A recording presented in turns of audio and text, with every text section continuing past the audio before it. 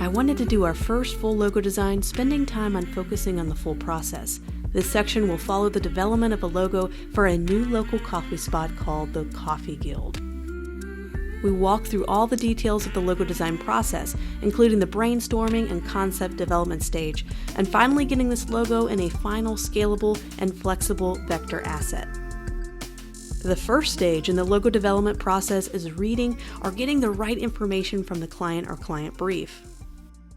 Some clients supply with a client brief, which will detail and outline their target audience, mission statement, and overall desired look and feeling of the brand based on research or data. Not all clients supply a nicely put together client brief. Some clients are smaller and will be coming to you for guidance for what is first in the process. I put together an awesome downloadable resource for you guys called the Logo Design Client Questionnaire. Feel free to send this document to clients after you customize it with your company name and logo to be able to capture the right questions and answer you'll need to start that brainstorming process. And also feel free to modify questions as you wish. Some of these questions are vital to ask a client who does not seem to know where to get started with sharing their thoughts and ideas about his company or logo. These types of questions are direct and intended to give you a basic starting point for the design process. Without knowing what we need to know about the company, creating a logo will lose a sense of authenticity, and the design will be based on just looks and not foundational ideas and company goals. Let's review some of these questions. So what's your company mission statement? So as you know, a mission statement is kind of that 1 or 2 line description of a company that describes what they do. It usually gives you a hint at what industry they're in and what target market they're trying to target. And the second question would be a little bit more follow-up on that target audience.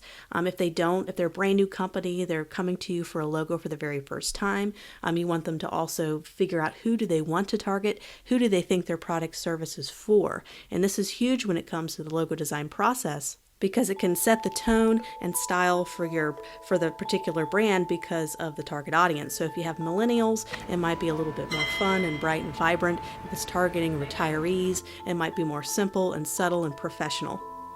So the next question, who would you consider your main competitor?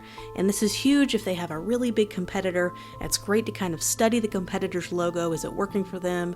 Why not? So it's really nice to be able to kind of look at that and know who they're competing against and maybe how they can design a logo that'll look different from them enough where it kind of makes them a little more unique.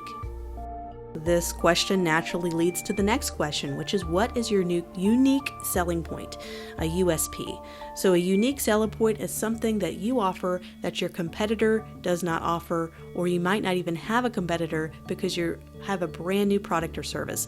This is something we definitely need to know because we can echo that throughout the logo design in some form or fashion. Are there any particular colors or combination of colors that they want to avoid? So this question helps you discover, hey, we don't want to use olive green, we don't want to use our competitors' colors. This will help you when it comes to that last stage when we start to develop the color palette for the logo.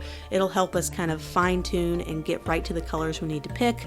If we already know some we need to avoid, it just helps us reduce the timeline of that. The next question prompts them to talk about if there's any logo types or styles they want to avoid. So they may have something in mind, and this is going to be up to them. Some clients really go in a lot of detail about what they don't like, and some they don't answer the question, but it's worth trying to get that information out of them. Are there examples you can provide or logos or logo marks you think might match the expectations or be a good fit or style-wise for your company? This is probably the most beneficial question, and I hope they answer it well for you.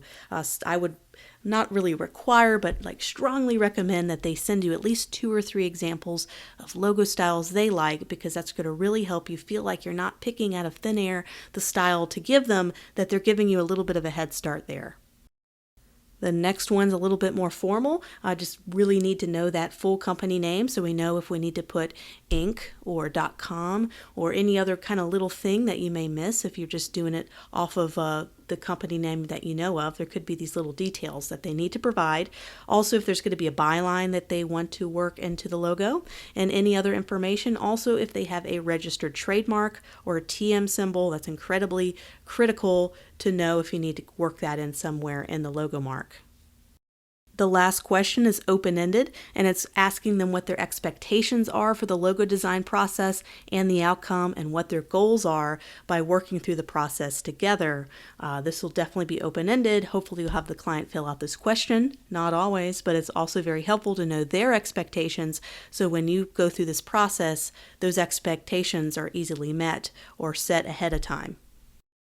So also the next one is kind of setting a date, letting them know how long this brainstorming process usually takes. After you do a couple logo design processes, you'll be able to find out what your time frame is. I usually like to do about a 2-week time frame, not so short that they don't think I'm working hard, but not so long that they're just sitting there waiting for this to be done. So just kind of work that out. If they need it sooner than that, this is something you work out with the client, but you could set that expectation here right at the end of this document, letting them know what is the next step of the process, and that's going to be sending their first round of concepts, which we're going to be doing here in the next couple lessons. We're going to be working and brainstorming through those first concepts to send.